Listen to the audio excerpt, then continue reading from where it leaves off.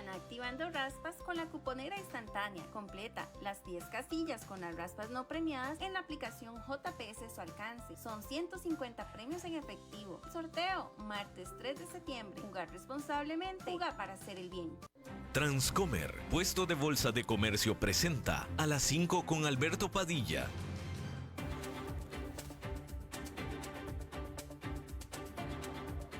Inicia A las 5 con Alberto Padilla. Un programa diseñado con el objetivo de llevarte diariamente un tema de actualidad, acompañado siempre de reconocidos editorialistas. De lunes a viernes a las 5 de la tarde por CRC 89.1 Radio. A las 5 con Alberto Padilla.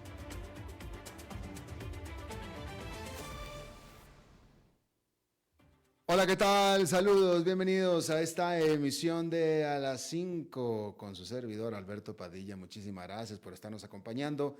Gracias por estar ahí. Le mando cálidos saludos desde la señal y las instalaciones de CRC 89.1 Radio en San José, Costa Rica, desde donde estamos transmitiendo hasta el punto, en el tiempo, en el espacio en el que usted nos está escuchando, porque estamos saliendo en diferentes vías simultáneamente, por ejemplo, en Facebook Live, en la página de este programa, A las 5 con Alberto Padilla. Estamos disponibles en el canal de YouTube de este programa. Estamos en podcast en las principales plataformas para ello, como Spotify, Apple Podcast, Google Podcast y otras 5 importantes más. Aquí en Costa Rica, este programa que sale en vivo en este momento a las 5 de la tarde, se repite todos los días a las 10 de la noche aquí en CRC 89.1 Radio. En esta ocasión, como usualmente lo hace, me acompaña al otro lado de los cristales, tratando de controlar los incontrolables, el señor David Guerrero, y la producción general de este programa, siempre poderosa, desde Colombia, a cargo del señor Mauricio Sandoval. Muchísimas gracias a don Fernando Francia, que me hizo el gran favor de acompañarlos, de estar con ustedes durante las últimas 2 semanas. Gracias, Fernando, y gracias a ustedes por estar con Fernando. Aquí estoy de regreso. Les agradezco muchísimo pues que me hayan esperado. Muchísimas gracias.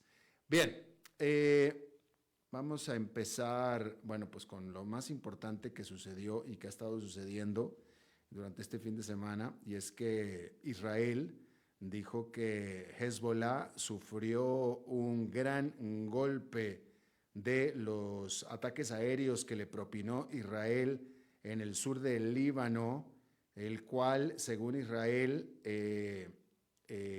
impidieron y destrozaron los planes que estaba tramando Hezbollah para un ataque mayor.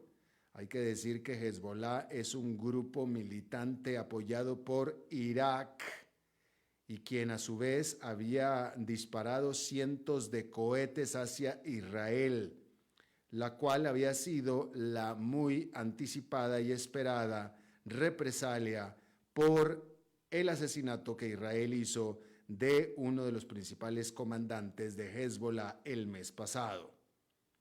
Y así es que están en este asunto en el que cada vez se tiran más cohetes uno con el otro, pero no lo suficientes como para entrar en guerra. Literalmente así es.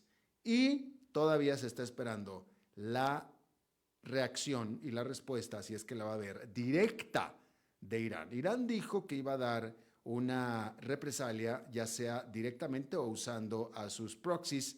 Aquí fue por medio de uno de sus proxies o de sus aliados, que es Hezbollah, pero no quita que Irán pueda hacer algo todavía por su parte, ¿sí? Mientras tanto, vacunas contra la polio arribaron ya a Gaza. La Organización Mundial de la Salud confirmó la semana pasada que un bebé de 10 meses de nacido había contraído poliomielitis, siendo el primer caso en Gaza en 25 años, pero que ya están llegando al menos las vacunas. Por cierto, ya que estamos hablando de la Organización Mundial de la Salud, esta anunció sus planes para combatir el Mpox, que es esta enfermedad viral que se asume que ha infectado a más de 17,000 personas desde enero, casi todas ellas en la República Democrática del Congo, y su diseminación ha sido impulsada por una nueva cepa, la cual es más fácil de transmitir que las conocidas y parece ser que es más letal esta nueva. Decir que la Organización Mundial de la Salud dijo que necesitará $135 millones para poder preparar y entregar su plan de respuesta de 6 meses, el cual incluye una vigilancia mayor y diagnósticos. $135 millones. Canadá anunció que impondrá una tarifa arancelaria del 100% a las importaciones de automóviles eléctricos chinos y un impuesto del 25% también a el aluminio y el acero chino. Y esta decisión de Canadá sigue a similares anunciadas por la Comisión Europea y por Estados Unidos. Y es que el gobierno de China ha subsidiado de manera muy importante su industria de vehículos eléctricos. Los automóviles eléctricos chinos son más avanzados y al mismo tiempo más baratos que cualquiera de los de sus rivales europeos y de Estados Unidos. Y la única manera en que se puede hacer un automóvil más avanzado y más barato, hecho en China, es con un subsidio del gobierno. El primer ministro de Canadá, Justin Trudeau, acusó a China de tener una ventaja injusta en el mercado.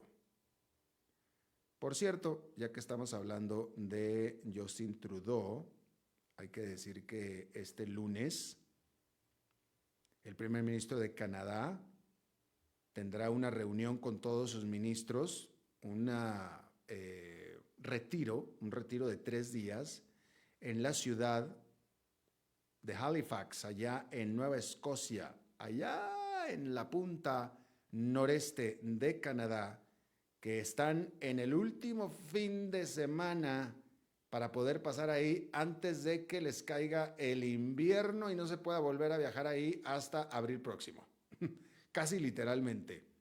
Sí, hay que decir que ha sido ya todo un año desde que el primer ministro de Canadá reconformó todo su gabinete en un esfuerzo para tratar de achicar los 10 puntos que lo separan de sus rivales conservadores. Hay que decir que el Partido Liberal de Justin Trudeau está 17 puntos detrás de sus rivales. Y muchos liberales piensan que ya es tiempo de que Justin Trudeau se marche de Ottawa. Porque Justin Trudeau fue electo por primera vez en el 2015 y por tanto ahora es el líder que más tiempo lleva en su puesto del grupo de los 7, que son el grupo de las 7 economías industrializadas y democráticas. Y en ese tiempo en el que Trudeau ha sido primer ministro, los precios de las viviendas en Canadá han crecido un 60%. Y la tasa de referencia del Banco de Canadá se ha más que duplicado. Y una encuesta que se llevó a cabo a mediados de agosto por la firma encuestadora Abacus Data muestra que el 59% de los canadienses tienen una impresión negativa de su líder, y eso es un aumento del 50% que se tenía el año pasado. Hay que decir que actualmente al menos la tasa de inflación está reduciéndose y llegando hacia el rango objetivo y deseado de 2 a 3 puntos porcentuales. Pero sin embargo, para cuando los canadienses vayan a las votaciones el próximo año, aún tendrán en su memoria el hecho de que los precios ya no estarán subiendo, pero sí subieron y subieron muchísimo. durante los últimos 3 años. Y seguramente reflejarán eso en el voto sobre quién quiere que los dirija próximamente. El presidente de Ucrania, Volodymyr Zelensky, urgió a Occidente que le permita a su país utilizar sus sistemas de armamento para atacar objetivos dentro de Rusia. ¿Por qué está pidiendo esto Zelensky? Bueno, porque Estados Unidos todavía continúa imponiendo restricciones sobre cómo debe y puede Ucrania utilizar específicamente sus misiles de largo alcance, de precisión de largo alcance. Básicamente, Estados Unidos le ha dado estos misiles a Ucrania, pero por lo pronto les ha dicho a Ucrania no los puedes utilizar dentro de Rusia. Cosa que pone a Ucrania en desventaja, porque este tipo de miramientos no los tiene Ucrania. No los tiene Rusia, obviamente. Por ejemplo, fíjese, este es un ejemplo, y eso es lo que dice Volodymyr Zelensky. Rusia ataca, y ha estado atacando, y lo ha hecho por mucho tiempo y por siempre, desde que comenzó la guerra, con aviones objetivos dentro de Ucrania. Esos aviones despegan de bases aéreas en Rusia. ¿Acaso no es esas bases aéreas en Rusia un objetivo no solamente justo, sino hasta obligado de Ucrania para atacar y destruir? Y eso es justamente lo que está reclamando Volodymyr Zelensky. Para eso Zelensky quiere utilizar los misiles de largo alcance de los Estados Unidos. Obviamente no los quiere para atacar a la población civil. Los quiere para atacar a objetivos militares, como por ejemplo los aeropuertos de donde están saliendo los aviones que utiliza y luego manda a Rusia a atacar a la población civil de Ucrania. Pero no tiene permiso, no lo puede hacer Volodymyr Zelensky, no lo puede hacer Ucrania. Y esa es una gran desventaja. O sea, por más que Occidente le provea a Ucrania con armamento, aún así está en desventaja con Rusia, no nada más por la cantidad numérica y masiva de armamento, que Rusia tiene mucho más, sino porque Ucrania no los puede utilizar como le necesita. Mientras que a Rusia literalmente le importa un bledo, ellos lo hacen con toda libertad. Así es que, por eso es que Volodymyr Zelensky está pidiendo esto de Occidente. Y por supuesto, esta petición, que no es la primera vez que la hace Zelensky, se da después de un último ataque, y digo último porque no es el primero, está solo el más reciente, en el que Rusia atacó a 15 regiones en Ucrania, incluyendo a la propia capital Kiev, y al menos 5 personas fueron muertas y muchas ciudades sufrieron de apagones eléctricos por esos ataques. Y lo único que quiere Zelensky es destruir, atacar las bases aéreas de donde salen estos aviones. Al menos 70 personas murieron en una serie de ataques en Balochistán, en el suroeste de Pakistán. La Armada de Liberación de Baloch, que es un grupo separatista, tomó responsabilidad y dijo que mató a al menos 22 personas en una carretera en esa provincia. Oficiales mencionan que este grupo atacó a individuos de Punjab. Nacionalistas Baloch en Pakistán piensan que los punjabis, que es el grupo étnico más grande del país, los han aislado y también empobrecido en esta violencia étnica. En Sudán, una represa se reventó. Esta represa de nombre Arbat en la costa de Sudán se reventó después de fuertes aguaceros. Los resultantes inundaciones han matado al menos 60 personas en este país que está sufriendo una guerra civil. Esto de acuerdo a reportes de oficiales locales, al menos 100 personas más están desaparecidas. Lo peor de todo es que esta represa le proveía de agua potable a el puerto Sudán, que es la ciudad cerca de la costa. Y encima de eso, muchos civiles habían huido y se habían refugiado en esa ciudad desde que estalló la guerra civil en la capital de Khartoum desde abril de 2023.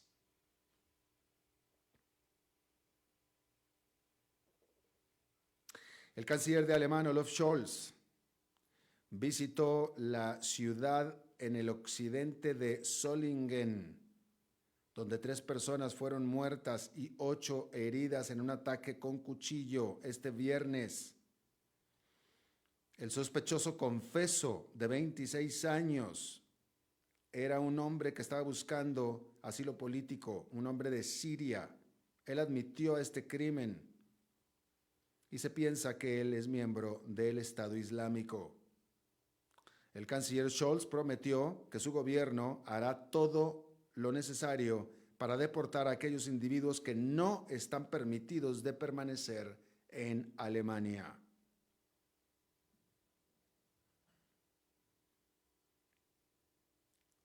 Y bueno, déjenme informarle que,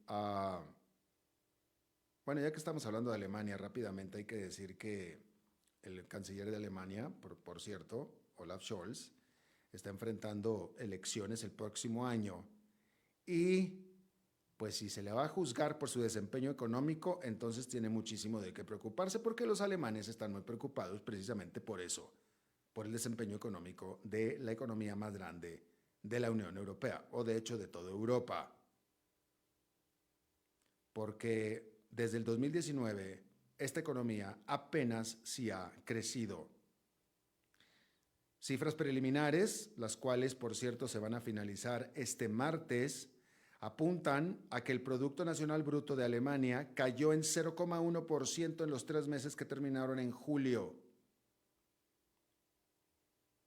Esta economía también está resintiendo la caída económica de China, que es su más grande socio comercial. Las exportaciones alemanas a China se desplomaron por 14% en mayo comparado con el mismo mes del año anterior, de acuerdo a la Agencia de Estadísticas Nacional Alemana de Statis. Y con esto, por supuesto, que los jefes de las empresas alemanas están de capa caída. El mes pasado, el indicador del clima de los negocios o de la confianza de los negocios publicado por el Instituto de Investigación Económica, conocido como IFO, cayó al nivel de 87, viniendo en junio del 88,6. Y decir que esta cifra para julio también cayó a 86,6. Este miércoles pasado, la firma investigadora de mercados GfK, mejor dicho, el miércoles de esta semana, discúlpeme, la firma investigadora de mercado que se llama GfK publicará su barómetro de confianza del consumidor. Y en esto al menos hay algo de buenas noticias porque el indicador alcanzó su mejor nivel en 2 años durante agosto. Sin embargo, algunos analistas sospechan que esto fue por un impulso que se dio temporal por concepto del campeonato de fútbol europeo que se llevó a cabo en Alemania. Pero una vez pasado esto, pasa su efecto. Bien. Ahora resulta, hablando de Estados Unidos, ahora resulta, fíjese usted esto, y bueno, pues yo creo que no hay necesidad de que yo diga mucho al respecto en cuestión de opinión, pero este domingo a través de su red social, Donald Trump, que no necesita mayor presentación, ha estado renegando. Donald Trump, a ver, déjeme se lo pongo. Cuando el contrincante de Donald Trump era Joe Biden, Donald Trump estaba muy a gusto con la idea de debatir a Joe Biden. Y de hecho, Donald Trump había ya aceptado debatir contra o con Joe Biden 3 veces. Y ya estaban las 3 veces acordadas. ¿Sí? Acordadas en tiempo, lugar y forma. Y la forma siendo, y eso lo pidió Joe Biden, siendo, entre otras cosas, que el micrófono de ambos candidatos solamente estuviera abierto al candidato que le tocara el turno de hablar, el turno oficial de hablar. Y esto fue algo que pidió Joe Biden para evitar lo que pasó en los debates anteriores con Donald Trump, que le encanta estar interrumpiendo gente. ¿Usted se acuerda de los debates anteriores? Simplemente él tomaba el micrófono y se hacía dueño del show. Ya no se hacía dueño del debate, se hacía dueño del show completo, ¿ok? Entonces, para evitar eso, Joe Biden le ofreció a Donald Trump, vamos a hacer unos debates, pero con esta condición de que el micrófono quede cerrado. Y Donald Trump, a regañadientes, aceptó, ¿ok? Y aceptó 3 debates. El primero fue el que sucedió el mes pasado y que resultó en un desastre total para Joe Biden, como usted conoce. Ok. Sale Joe Biden, entra Kamala Harris y ese es otro planteamiento totalmente diferente para Donald Trump. Y fíjese usted, primero que nada, Donald Trump se tardó un buen rato. Se tardó un buen rato, varias semanas, en confirmar que aceptaba y que seguía con su plan de debatir a Kamala Harris, justo como lo había acordado con Joe Biden. Se tardó en confirmar. Finalmente confirmó, pero confirmó un debate por lo pronto, nada más uno. Por cierto, ese debate va a ser en la cadena de televisión ABC de los Estados Unidos, como había sido acordado con Joe Biden. Y no había puesto problemas Donald Trump. Bueno, antes de que confirmara que haría lo mismo con Kamala Harris, Donald Trump dijo, ok, yo sí debato a Kamala Harris, pero no en la cadena ABC, que a mí me parece que es enemiga mía, mejor lo hagamos en Fox News, que esa sí es amiga mía, y lo hagamos con público, cosa que antes había sido sin público. Y Kamala dijo, no, espérate, tú ya habías acordado hacerlo con ABC, ¿por qué antes no tuviste problema con ABC y ahora de pronto sí? Y entonces Donald Trump se dio cuenta como que su posición era media ridícula, ¿verdad? Y medio perdedora, y finalmente aceptó, dijo, ok, está bien, ándale, ya, vamos a hacerlo, justo como yo ya había acordado, ok, perfecto, ahí estamos bien. Pues mire lo que son las cosas. ¿Y quién iba a decirlo? Pero ahora la que quiere cambiar las reglas es Kamala Harris. ¿Y sabe usted cómo las quiere cambiar? Kamala Harris está proponiendo que los micrófonos ya no estén abiertos solamente en el turno de cada uno para hablar. Ella está proponiendo que estén abiertos todo el tiempo. Justo como antes lo hacía Donald Trump y que tanto aprovechó Donald Trump para interrumpir a quien se le pusiera enfrente. Concretamente, Joe Biden y antes a Hillary Clinton, ¿se acuerda? Bueno, pues Kamala Harris dijo, ¿qué te parece si en este debate mantenemos el micrófono abierto? Pues no cree usted que Donald Trump dijo, no, No, y si va a ser así, entonces a lo mejor no debato. ¿Qué tal, ¿Y por qué Kamala Harris está pidiendo eso? Bueno, porque el perfil de Kamala Harris es totalmente diferente al perfil de Joe Biden e incluso al perfil de Hillary Clinton. Kamala Harris no solamente es abogada, sino que es fiscal. Ella fue fiscal, ella fue, pues eso, procuradora, ella fue procuradora de justicia. Entonces ella tiene toda la experiencia del mundo debatiendo, literalmente debatiendo en una corte contra abogados opositores o rivales, vamos a decirlo así. Pero un fiscal o un procurador de justicia, un fiscal, es justamente a lo que se dedica, a debatir. Y entonces Kamala dijo, vamos a hacerlo con micrófono abierto.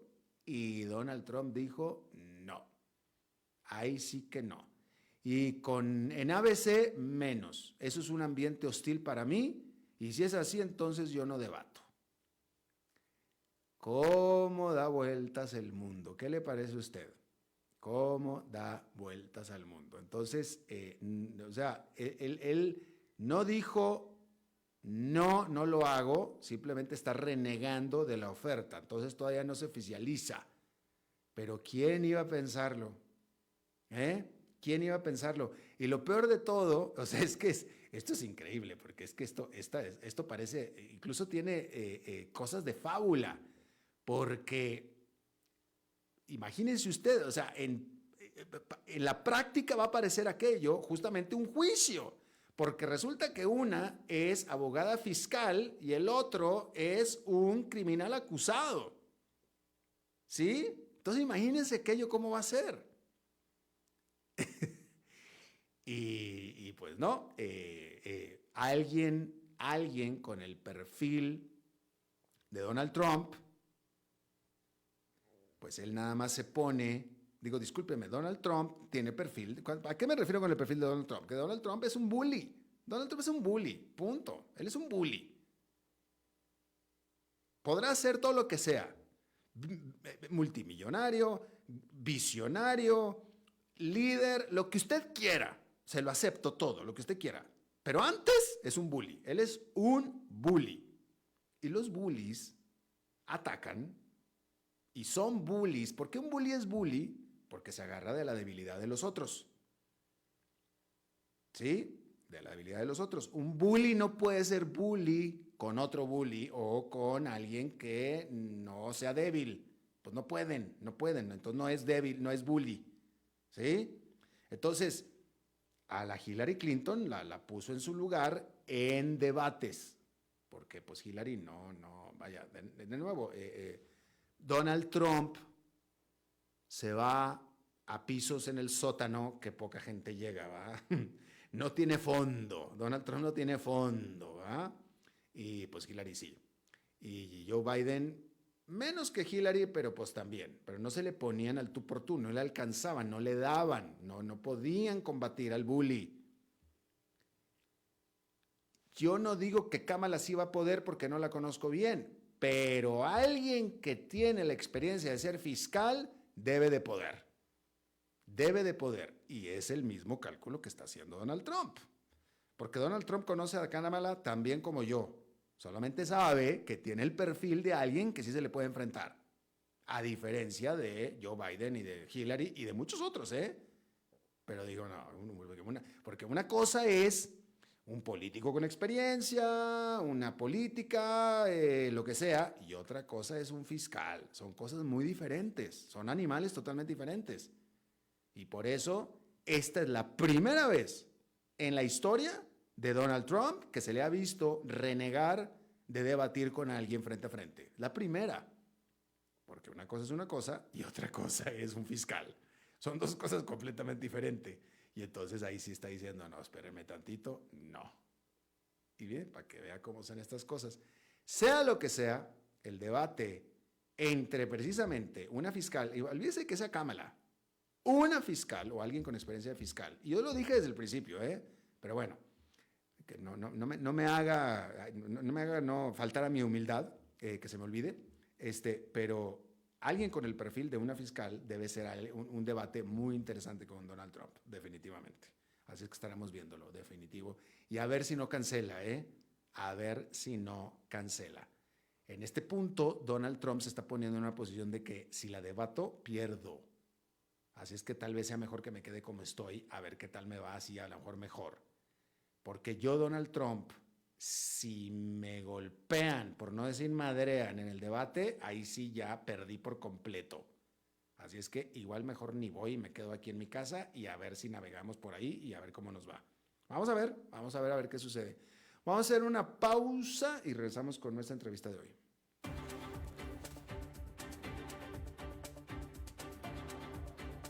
A las 5 con Alberto Padilla, por CRC 89.1 Radio.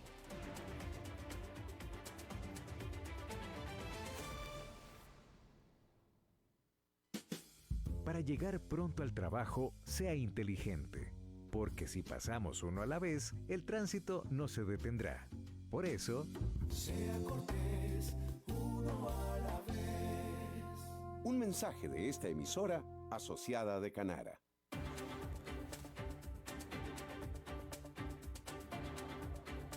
A las 5 con Alberto Padilla, por CRC 89.1 Radio.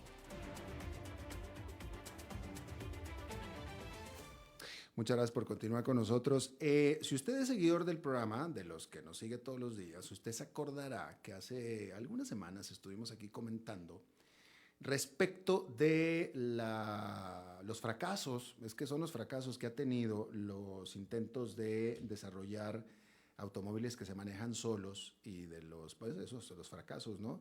Y yo le comentaba que los fracasos han sido porque en Estados Unidos, específicamente en Estados Unidos, continuamente, en algún tiempo mayor o menor, algunos de estos automóviles en prueba han estado pues atropellando gente, básicamente, atropellando gente. Y aquí le comentaba yo, acuérdese que estábamos platicando, de que a mí yo no entendía cómo era posible que un automóvil que se maneja solo pueda en unas calles como las que manejamos en América Latina, yo estaba hablando de América Latina y concretamente aquí que yo vivo en Costa Rica y que vivo arriba en una montaña y que cada vez que yo accedo a mi casa ida y vuelta es una aventura. O sea, es que es una aventura, primero que nada, entre las curvas y de todo lo que hay, y luego que se te atraviesa, si no es un animal es otro, si no son animales grandes un animal chico, y luego son las personas, porque resulta que las calles no tienen aceras, todas las gentes están en la calle, y se te atraviesa el camión, y etcétera. Entonces digo, francamente es imposible. O sea, incluso para poder manejar, no solamente hay que ser un buen conductor, hay que tener mucha experiencia como conductor. Estoy hablando de las calles en ese momento me refería yo a las calles de Costa Rica y entonces yo decía con razón, es que fracasan los intentos, ¿no? Bueno, pues donde que leo en la revista The Economist, ahora este fin de semana, un artículo donde alguien está cambiando, lo que me parece a mí, el paradigma, porque me parece que es alguien que estaba precisamente, a lo mejor hasta escuchó lo que yo dije aquí, y dijo, a mí se me hace que Padilla tiene razón, así es que me voy a ir para allá, en este caso a Perú, y hacerlo en las calles de Perú que son iguales que las de Costa Rica, porque créame, yo viví más de 20 años en Estados Unidos. En Estados Unidos es facilísimo manejar, es facilísimo, es lo más fácil del mundo. Entonces es imposible, y allá están teniendo problemas los que están desarrollando los automóviles que se manejan solo, pues entonces, ¿de dónde mejor que ir a donde realmente hay que ser bueno manejando, que es en países como los nuestros en Latinoamérica? Y a ver ahí qué tal salen los datos, ¿no? Bueno, pues precisamente está con nosotros a quien citan en este artículo de The Economist. Él es Arturo Deza, él es peruano, por supuesto, pero es CEO y fundador de Artificio, que Artificio es una empresa con fines de lucro de investigación y desarrollo de Moonshot que opera con sede en Lima y se centra en la creación de una plataforma de evaluación comparativa para la industria de automóviles autónomos, con datos mucho más, pues ahorita nos va a decir él, pero me parece a mí mucho más ricos y mucho más verdaderos de lo que es la realidad de la conducción, que en Estados Unidos me parece que ni siquiera lo han podido todavía siquiera entender. ¿Cómo estás, mi querido Arturo? Me da gusto y te pregunto si te gustó la manera en que lo presenté. Sí, ¿qué tal, Alberto? El gusto es mío, gracias por darme este espacio también. Y sí, de hecho, esta es una idea que no solo pues a ti a lo mejor se te ha ocurrido, pero creo que a muchos de nosotros, en un momento leyendo las noticias, nos hemos puesto a pensar en eso, ¿no? De pues si el carro autónomo funcionará o no funcionará en otras economías emergentes, en otras ciudades donde a lo mejor el tránsito es más caótico, donde da miedo manejar y también te digo de forma anecdótica que yo no manejo ni sé manejar, entonces creo que eso es algo bueno a lo mejor para tener una perspectiva distinta en este rubro de self-driving cars, que está pasando pues por un punto de inflexión global bastante interesante. Han habido empresas que han levantado como $2 billones, eso es 2 con 9 ceros a la derecha, o sea, 2.000 millones de dólares que han tenido que quebrar y cerrar hace un par de años. Otras empresas que han tenido que cambiar de CEO y otras empresas que a lo mejor la que mejor le está yendo en San Francisco es Waymo, que ya está pues con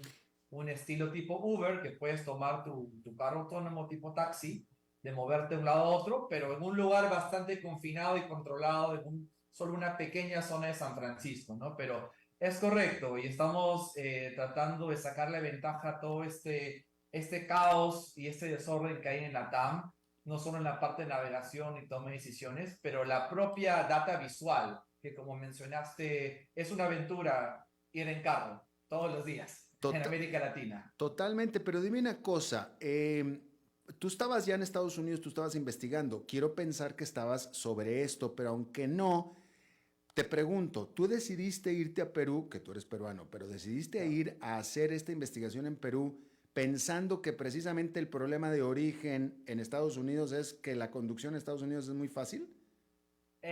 Un poco sí y un poco no. Mm, Hubieron varias razones por las que quería regresar a Perú y una era observar pues este punto de inflexión, el valor escondido que tiene el caos vehicular en América Latina.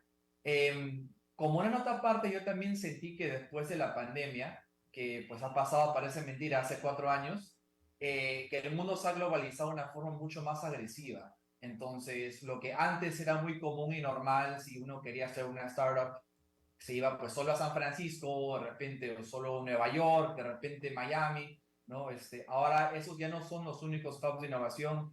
Hay nuevas startups que están haciendo cosas muy extraordinarias en Europa y lo que yo también de forma personal he estado apostando es de que como peruano, en un momento, pues mi sueño era tener un laboratorio de investigación de alto riesgo y alto calibre en Latinoamérica. Y pues creo que sentía que después de mi entrenamiento postdoctoral, que si no lo hacía yo, alguien lo iba a hacer y pues, ¿por qué no también tratar de liderar un poco con el ejemplo y encontrar un rubro como es esto de self-driving y data fuera de distribución, sobre todo en lugares como Perú y Latam? De hecho, Perú es el segundo lugar del mundo con los peores, y no es algo que me enorgullezca, pero es la realidad, los peores conductores del mundo.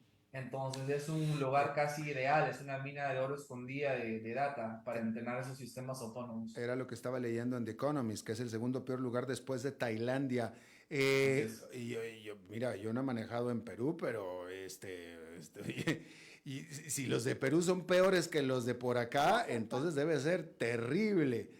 Pero dime una cosa, tus Sí. clientes, bueno, primero que nada, antes que eso, me llama la atención, y creo que eso también lo comenté la vez pasada que estamos hablando de todo esto, de cómo a pesar, cuando menos desde la prensa, que eso es donde yo estoy, y aparte es lo que leo, pues yo leo los artículos de prensa, no los artículos científicos que probablemente tú lees, pero desde el lado de la prensa pareciera que cada intento de automóviles autónomos es fallido, fallido, fallido y fallido. De hecho, Uber se salió de ahí.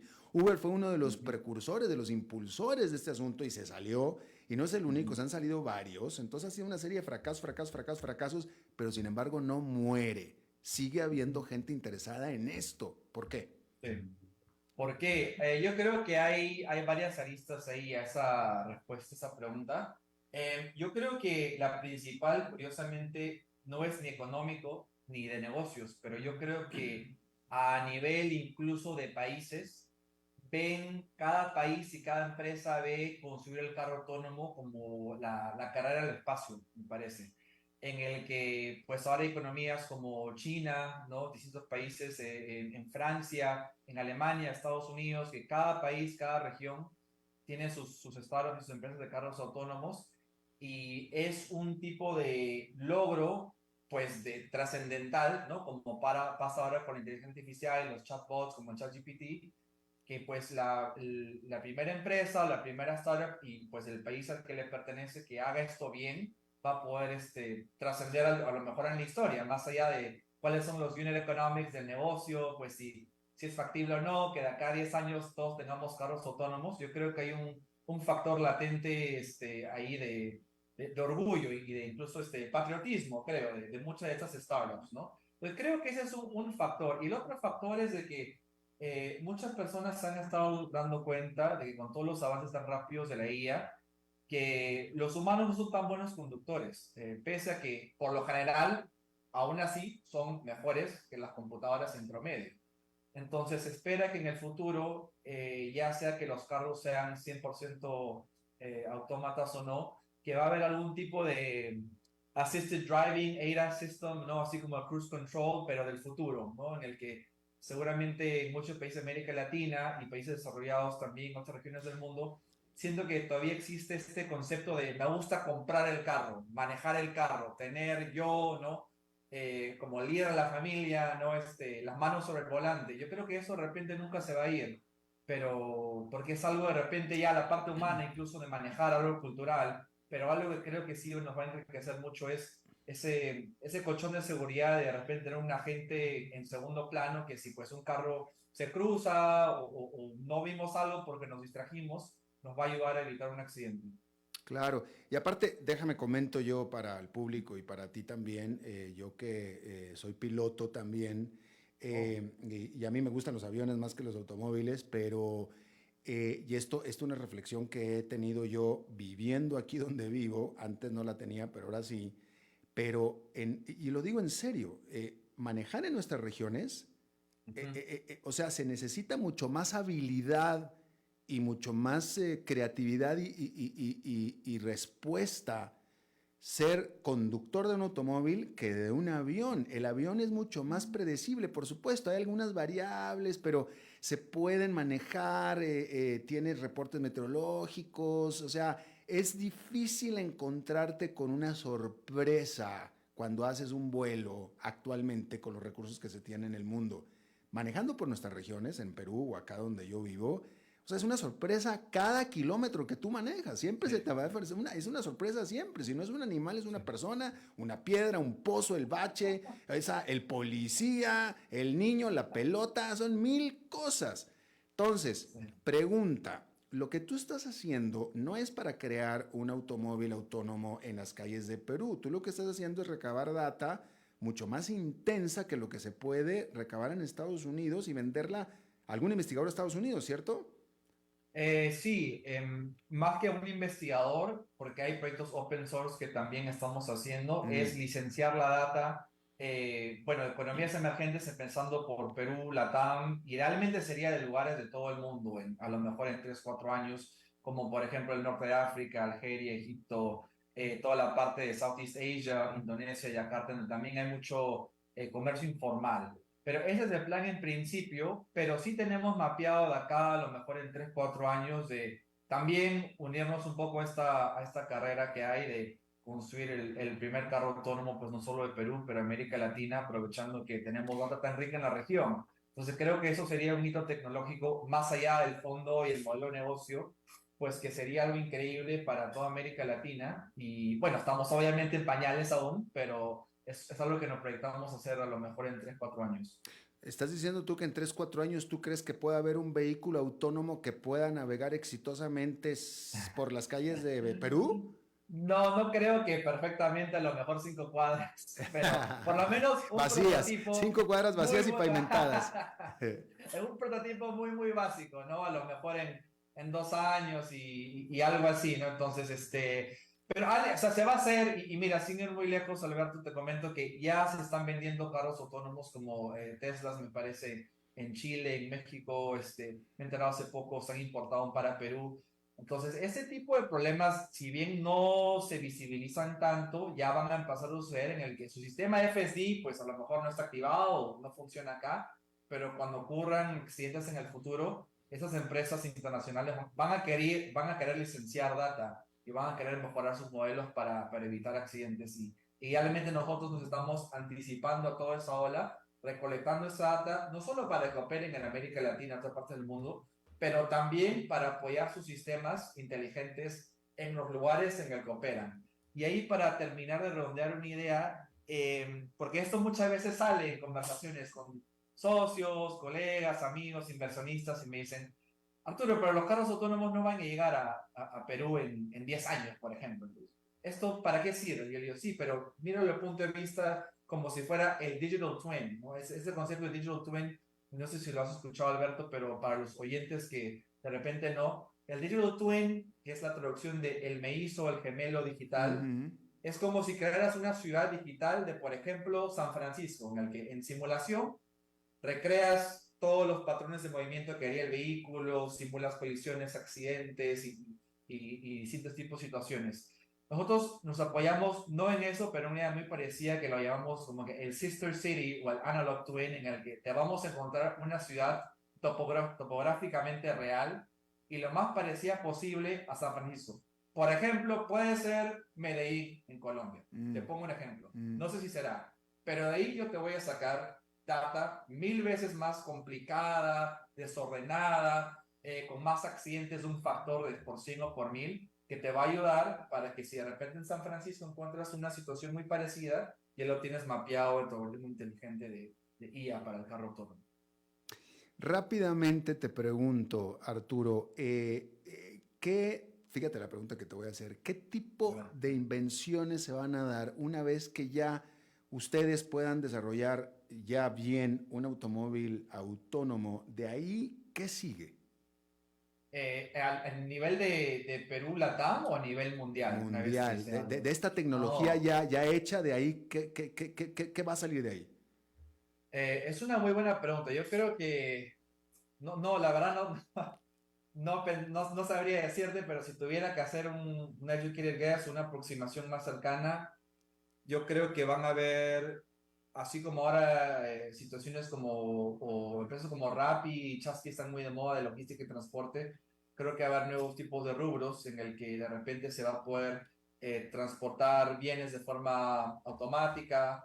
Quién sabe, de repente en el futuro las fiestas se van a hacer en carros autónomos o buses autónomos, así como una vez alquila un yate, ¿no? De repente en el futuro va a ser algo así, va a haber un factor de entretenimiento, o así como a veces se le ponen letreros a los taxis que andan con señalizaciones para promover una marca, ¿no? Coca-Cola, Nike, para un ejemplo, de repente en el futuro los carros autónomos van a tener fines de marketing. Y creo que esas son cosas pues que nadie realmente sabe, ¿no? Porque muchas veces no somos los ingenieros los que creemos cómo va a ser el futuro, pero termina siendo de repente un artista, un diseñador, sí, que le ve algo que a nadie se le ocurrió, ¿no? Los mercadólogos, como Steve Jobs. Sí. Efectivamente. Bueno, pues Arturo Deza, CEO y fundador de Artificio, te agradezco muchísimo, fue muy interesante la charla. Gracias, Alberto, a ti por la invitación. Hasta luego. Bueno, nos vamos directos, sí, vámonos, no es martes, pero es lunes, y ahora sí me toca agradecerle de manera personal a nuestro buen amigo Fernando Francia. ¿Cómo te fue estas 2 semanas, Fernando? Gracias. Súper bien, me encantó. ¿Se oye bien? Sí. Bastante bien. Sí, súper. Sí, no, yo siempre es un gusto, un placer, Alberto, estar en contacto con la audiencia, tener un espacio para conversar de temas de interés. Así que, pues, cuando te vayas, ahí queda la silla bien cuidada. Dice Daniel que me vaya. Vete, me dice Daniel, dice, vete. Está bien, lo voy a cumplir un día de estos. Hay gente que dice que te vayas y hay gente que dice, no te vayas, por favor, que queda Fernando. Adelante, mi querido Fernando.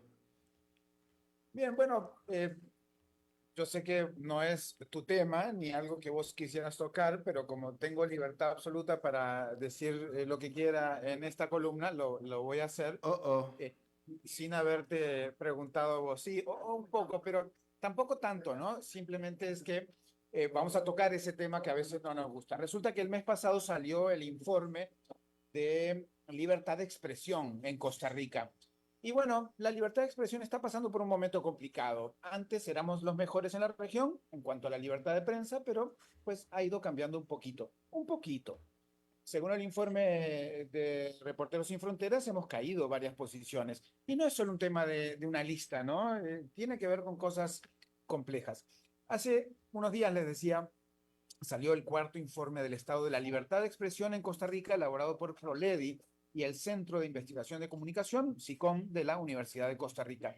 En él se analiza profundamente, con muchos estudios, la situación de los últimos 2 años y nos da una visión clara de cómo se ha deteriorado la situación en el país. No estamos hablando de percepciones aisladas, sino de un estudio serio respaldado por datos que muestra cómo las cosas están cambiando. Y el estudio se puede bajar en el sitio de Proledi en la web.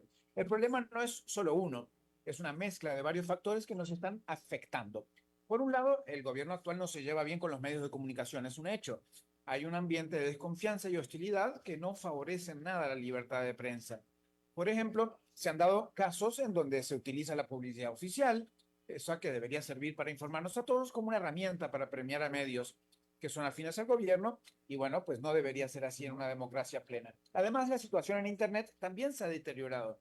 Aunque seguimos siendo un país donde en teoría la libertad en la red es amplia, y lo es, el aumento de la autocensura se ha percibido en las encuestas y en los estudios, y la hostilidad hacia la prensa en línea está debilitando la posición, nuestro posicionamiento internacional. El informe Freedom House, por ejemplo, lo deja claro. La situación no es tan favorable como antes. Y si hablamos de la percepción de la gente, la cosa no mejora. Una encuesta reciente incluida en este informe de Proledi mostró que más del 65% de las personas cree que la libertad de expresión está en peligro en Costa Rica. Y no solo eso, el 53% opina que hay una censura o limitaciones para expresarse libremente. Muchos sienten miedo de compartir sus opiniones en redes sociales por temor a las consecuencias en su trabajo o en su vida diaria. Eso no es un buen síntoma. También está el tema de los discursos de odio en Internet, que han ido en aumento. Este tipo de mensaje no solo crea división, polarización, inseguridad, sino que también pone en riesgo la convivencia pacífica y la democracia plena. Es un problema serio que necesitamos enfrentar con urgencia y claro, lo enfrenta todo el mundo. Finalmente, otro tema que complica la libertad de expresión es la falta de accesibilidad web. Hay barreras que hacen difícil que todos puedan acceder a la información pública, especialmente para las personas con alguna discapacidad. Estos son elementos técnicos que las personas con discapacidad deberían poder tener y no lo tienen. Esto es otro obstáculo más que debemos superar para garantizar que la libertad de expresión sea realmente para todos. Finalmente, bueno, pues estamos viviendo tiempos difíciles para la libertad de expresión. En Costa Rica, la relación entre el gobierno y la prensa es tensa y eso está afectando no solo a los periodistas, sino también a la sociedad en general, que siempre sabemos que el derecho a la información tanto es producirla, expresarla, como también recibirla. Necesitamos soluciones y sobre todo un compromiso de todos para proteger este derecho fundamental. Sin libertad de expresión, nuestra democracia se debilita y bueno, es algo que no queremos para Costa Rica, por supuesto. Así rapidito y al pie, Alberto. Oye, Fernando, pero dime una cosa, tú que has estado estudiando este tema y aparte que eres tienes mucho más edad que yo y has sido periodista por mucho más tiempo que yo, entonces yo te pregunto así, como que le estoy preguntando a mi papá. No, pero fuera de bromas, ¿a ti te parece que en el tiempo los periodistas hemos abusado de nuestra posición y nos merecemos lo que está pasando? ¿O es que los políticos y etcétera son los que ya no han, no voy a decir por qué, pero son los que han mostrado intolerancia? Es decir, ¿qué ha estado pasando aquí? ¿Por qué esta intolerancia súbita y continua en contra de la libertad de expresión de los periodistas? Me parece pertinente la pregunta porque es así como decís, es decir, digo, no lo estás afirmando, pero pasa una cosa y pasa la otra, no es una o la otra. Es decir, creo que muchos periodistas, muchos medios, que son empresas que tienen sus orientaciones políticas y sus motivaciones económicas para hacer distintas cosas, han abusado, sí, de cierto espacio privilegiado que han tenido y todavía tienen en gran parte en nuestra sociedad. Claro, ahorita con las redes sociales y con las nuevas tecnologías tienen menos espacio espacio de privilegio como tenían antes. En los años 90, si no salías en la prensa, no existías. Ahora podés hacer bulla sin la prensa. Entonces nos pone a los periodistas y a los medios en un lugar complicado. Yo creo que sí, en el mundo, en Costa Rica y en el mundo, los periodistas han sobreexplotado esa posición de privilegio, y eso la gente le lleva, le da una factura a la prensa. Además, los políticos en Costa Rica y en el mundo también están aprovechando esa disconformidad con ciertos sectores de la prensa para también arremeter contra el periodismo, que es fundamental. Ya lo dijo, ¿quién fue? Jefferson. Si una democracia con medios o una... No, ¿cómo es? Ya me enredé, ya no dije nada. No, sí, pero, sí. No, sí, él apoyaba mucho la libertad de expresión, definitivo. Así es. Y bueno, bien, creo que la libertad de expresión es fundamental, pero nadie tiene que abusar de sus lugares de privilegio. Bueno, pues ahí está. Fernando Francia, te agradezco muchísimo todas las anteriores 2 semanas y esta intervención de hoy, como siempre. Muy bien, nos vemos en cualquier momento cuando lo dispongas. Gracias, la próxima nos vemos por acá de pronto la próxima semana definitivo. Y bueno, eso es todo lo que tenemos por esta emisión de A las 5 con su servidor Alberto Padilla. Muchísimas gracias por habernos acompañado. Espero que termine su día en buena nota, en buen tono, y nosotros nos reencontramos en 23 horas. Que la pasen muy bien. A las 5 con Alberto Padilla fue traído a ustedes por Transcomer, puesto de bolsa de comercio. Construyamos juntos su futuro. Somos expertos en eso. Agranda tu pizza. Convertila ahora en un Ready Combo y ahórrate hasta